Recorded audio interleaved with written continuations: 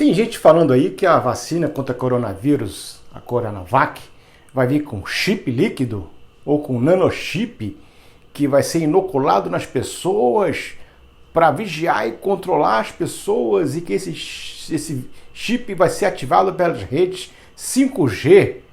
Gente, o que tem de verdadeiro e o que tem de falso nessa afirmativa?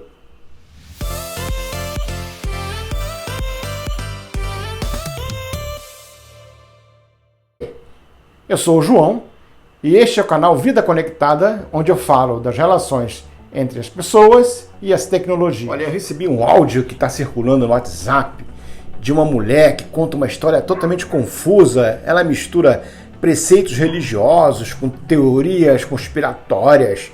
Ela diz que conversou com a ginecologista dela, que faz parte de uma organização internacional chamada Inteligência Artificial Internacional, e que o Bill Gates financia todos os laboratórios e que essa vacina vai vir com uma mistura do HIV com H1N1 e que compõe essa mistura o número da besta, que é o 666. É doido demais. Será que isso tem algum sentido? Olha, quanto a esse áudio especificamente, ele deve ter sido elaborado por especialistas, porque a mensagem é muito bem direcionada a um público mais humilde e fundamentalista, na hora que ela mistura justamente os preceitos religiosos, que são preceitos inquestionáveis, são preceitos ligados à fé, com teorias conspiratórias, fazendo com que essas pessoas, desse público-alvo especificamente, tenham medo de tomar vacina. Ou seja, é curioso ver que a própria mensagem que alerta contra um possível chip que fará um controle populacional, ela em si é o próprio controle populacional. Desde que o mundo é mundo, existe a desinformação, existe a fofoca. O ser humano não resiste em pegar uma moeda social e entregar para o seu grupo para ganhar prestígio e consideração. Moeda social é aquela famosa informação que você tem quentíssima, ou seja, está sabendo da última. Isso é uma moeda social. E o pior é que muitas vezes as próprias pessoas contribuem para a disseminação das fake news, porque elas podem até não acreditar na informação que ela está compartilhando, mas ela sabe que aquele grupo acredita e ainda assim ela compartilha com o grupo. E o pior é que ela empresta o próprio prestígio à mensagem que está sendo compartilhada.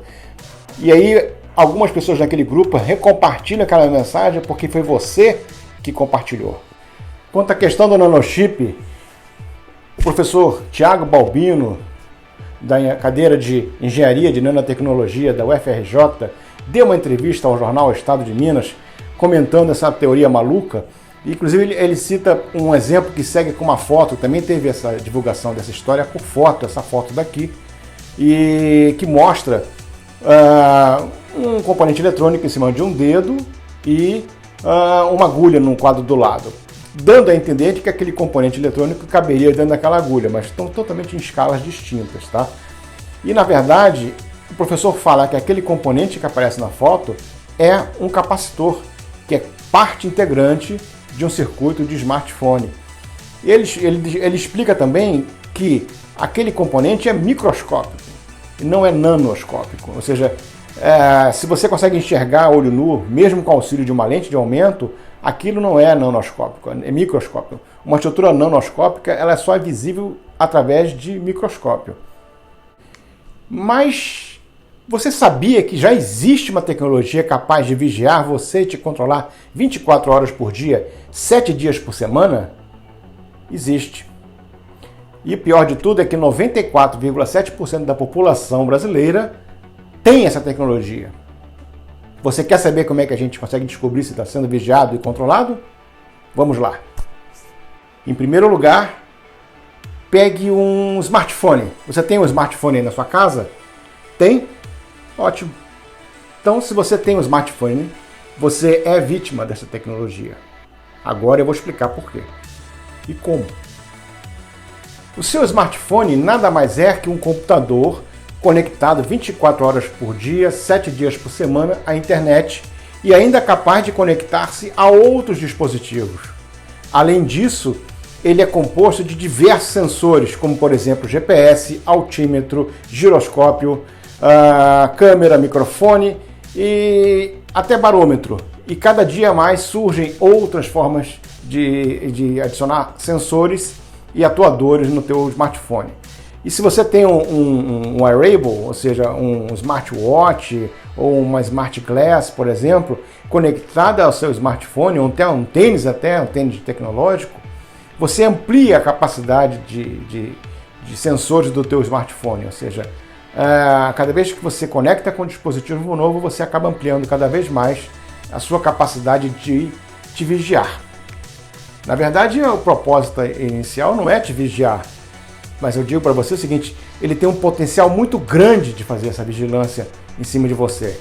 E você começa a entender a partir de agora que vigilância não tem nada a ver com aqueles dados pessoais que você compartilha, não tem nada a ver com informações de cunho pessoal. A vigilância é muito mais complexa no século XXI. Aliás, essa vigilância do século XXI, eu dei o nome de vigilância cega, que foi o tema de uma apresentação que eu fiz no segundo seminário de Networking Data aqui no Rio de Janeiro, e com um trabalho chamado Vigilância Cega, como suas pegadas digitais dizem muito sobre você. O link está aqui embaixo na descrição. Mas, se você não quiser ler, em breve teremos um vídeo sobre o tema aqui no canal. Você pode até não estar acreditando muito no que eu estou te falando, mas vou te dar um exemplo bem simples. Vamos supor o seguinte, você acorda, aí toma o teu café da manhã e sai. Você sai para o trabalho ou sai para a escola por alguma coisa, sempre carregando o teu smartphone. No ambiente que você vai, seja no trabalho, seja na escola, você passa um tempão, digamos, naquele lugar e depois você volta para casa. Essa é uma das rotinas mais simples. Pois é, basta o acesso a cada hora ao GPS para que qualquer aplicativo que tenha acesso a esta informação saiba onde você mora, onde você estuda ou trabalha e a que horas você sai e a que horas você retorna para casa. Se esse acesso for mais frequente, tipo assim, a cada 10 minutos o aplicativo acessa as informações do GPS, ele consegue descobrir, inclusive, como você se desloca de um lugar para o outro, até mesmo quais os caminhos que você segue e se você desloca a pé, de bicicleta, ou de carro, ou de transporte público. Para isso, ele simplesmente tem que cruzar as informações da velocidade de deslocamento com os mapas e as informações que tem nos mapas. Então, é possível muito simplesmente ter essas informações bastando acessar o GPS. Por exemplo, se teu smartphone é Android ou se você tem no teu smartphone instalado, por exemplo, o Google Maps, o Google tem um recurso no Maps chamado Linha do Tempo, onde ele registra no Maps todo o seu deslocamento dia após dia. Você não acredita? Procura por essa informação dentro do Google Maps que você vai ver e vai tomar um susto e descobrir como o Google acompanha você 24 horas por dia, 7 dias por semana, usando o teu smartphone. Bom, aí agora você ficou um pouco preocupado ou preocupada e se pergunta aí, quais são os aplicativos que têm acesso aos meus dados de GPS? Bom, a notícia não é muito boa não. Praticamente todos os aplicativos que você instala no teu celular têm acesso ao GPS. O Google, o Facebook, o Telegram, o WhatsApp, o Instagram, os aplicativos como o Waze, os aplicativos de delivery e muitos outros, até o aplicativo de banco, por exemplo, também tem acesso ao GPS. Então, você praticamente está dando a sua localização para todo mundo. Mas se só o GPS já diz tanto sobre você, imagina se o seu aplicativo acessa outros sensores e atuadores do seu smartphone. Pois é, uma pesquisa conduzida em 2015 pelos pesquisadores Joller e Petrovsky mapearam todos os aplicativos, os principais aplicativos e quais são estes sensores, atuadores e dados que ele acessa. Tá pronto para conhecer a verdade? Antes disso, deixa eu falar um negocinho para você entender. O que é um sensor, o que é um atuador e o que são os dados? Bom, sensor é tudo aquilo que o teu celular tem para tentar identificar alguma coisa, como o GPS, o microfone é um sensor de áudio, então ele capta as ondas sonoras. A própria câmera fotográfica é um sensor de luz, ele capta a luz, inclusive a câmera fotográfica do smartphone, ela, aliás, de qualquer máquina fotográfica digital, capta o sinal, o infravermelho do controle remoto.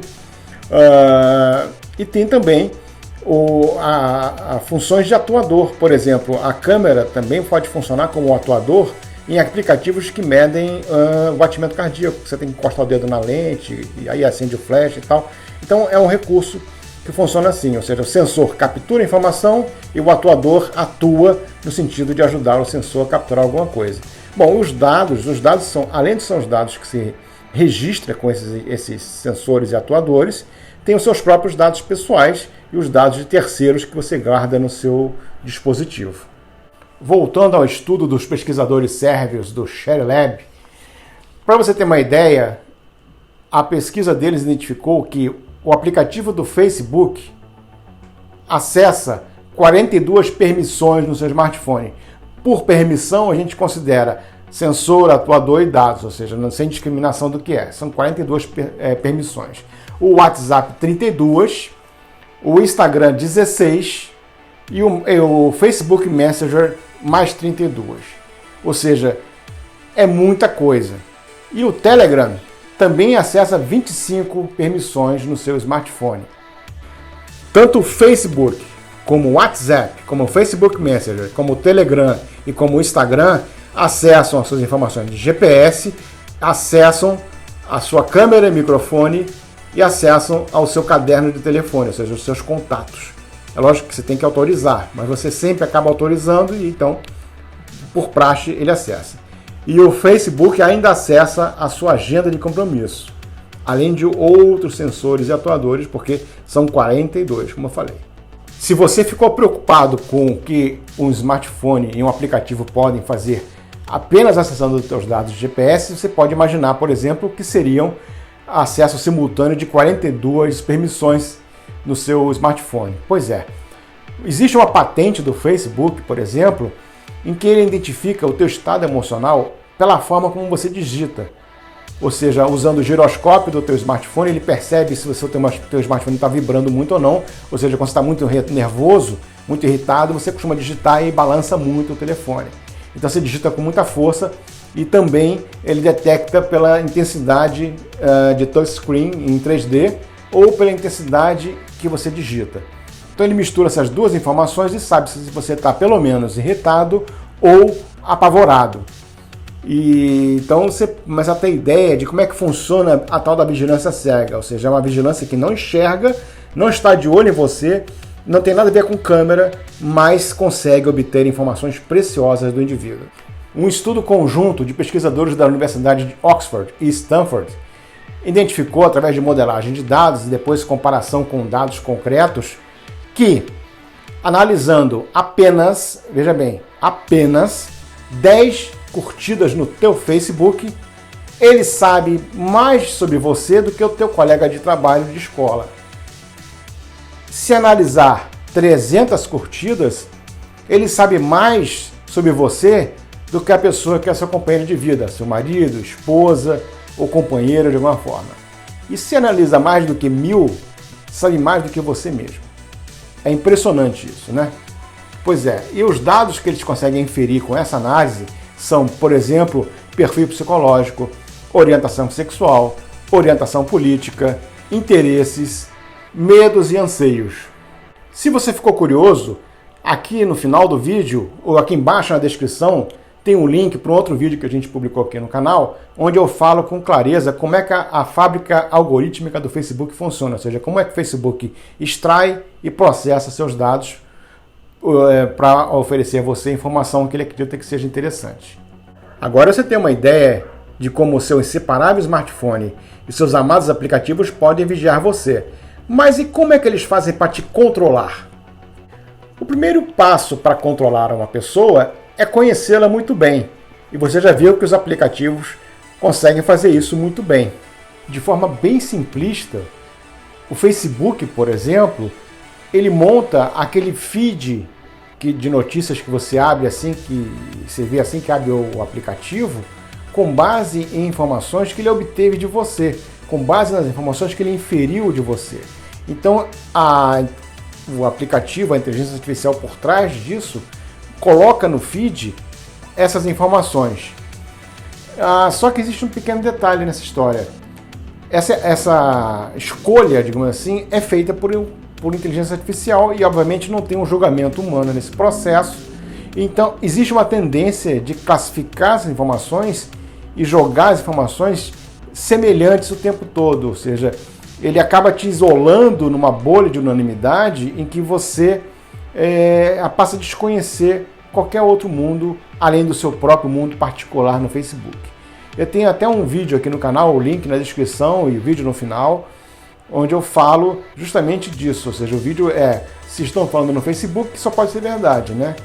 Essa é o título do vídeo e essa é a questão que eu discuto no vídeo, e eu falo muito dessa questão da bolha de unanimidade que acaba te prendendo dentro do Facebook. O detalhe é que nesse processo ele não só escolhe as informações que você vai receber no seu feed, mas também de quem. Então ele escolhe apresentar as informações de acordo com o interesse que ele cataloga de você, e muitas vezes ele não mostra para você postagens de amigos seus que estão no seu grupo de amigos do Facebook, por exemplo. Então o Facebook ele tem um controle não só da informação, mas também de quem você vai receber informação e com quem você vai interagir com mais frequência ou não. Esta forma seletiva de apresentar as informações para as pessoas mexe com o processo cognitivo delas. Muda a sua percepção de realidade e muda a sua percepção dos fatos. Ou seja, cada um passa a ter uma construção muito particular de como vai interpretar essa informação, assimilar essa informação e construir os seus esquemas mentais. Então, esse regime de informação, ou seja, essa dieta de informação especialmente preparada para você, acaba te tornando uma pessoa, vamos dizer assim, rasa, uma pessoa sem muita profundidade e muito baseada em questões de unanimidade. E isso afeta não só as suas crenças e valores, mas também a sua percepção da realidade. Então, essa manipulação, através dessas informações, eu consigo basicamente controlar você a ponto de estabelecer como é que você vai interpretar determinada informação e você não tem a menor ideia de que isso está acontecendo. Aliás, você não faz ideia de como é fácil fazer isso.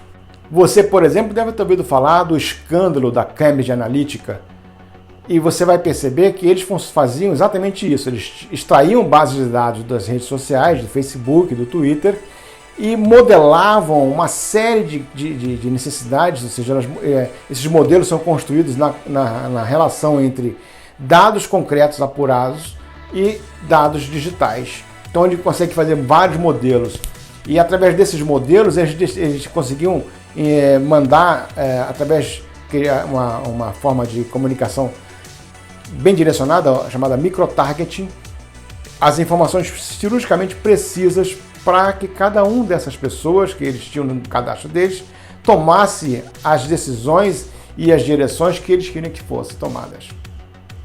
Então a informação e a comunicação, ela tem um poder muito grande sobre o indivíduo e sobre a forma como esse indivíduo enxerga o mundo. Na minha pesquisa, na minha dissertação, eu falo disso com mais profundidade. Se você quiser e tiver interesse, o link da dissertação está aqui em cima na descrição do canal direto. Bom, é isso, pessoal. Aquela história, aquela marmotagem do chip líquido, do 5G, do número da besta, é justamente isso, bobagem. Mas, de fato, existe uma tecnologia capaz de te vigiar e te controlar. Eu espero que você tenha gostado e convido você a assinar o meu canal e ativar aqui o sininho. Muito obrigado pela sua atenção e nos vemos mais tarde outra vez.